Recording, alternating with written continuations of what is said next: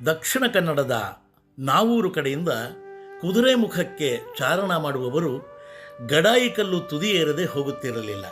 ಕರ್ನಾಟಕದ ಪಶ್ಚಿಮ ಘಟ್ಟಗಳನ್ನೆಲ್ಲ ಸುತ್ತಿ ಬಂದಿರುವ ಚಾರಣಿಗರೇ ಹೇಳುವಂತೆ ಗಡಾಯಿಕಲ್ಲು ತುದಿಯೇರಿ ಬಂದರೆ ಮೈಯೊಳಗಿನ ಕೊಬ್ಬೆಲ್ಲ ಕರಗಿ ಹೋಗುತ್ತದೆ. ದಕ್ಷಿಣ ಕನ್ನಡ ಜಿಲ್ಲೆಯ ಬೆಳ್ತಂಗಡಿ ಒಂದು ತಾಲೂಕು.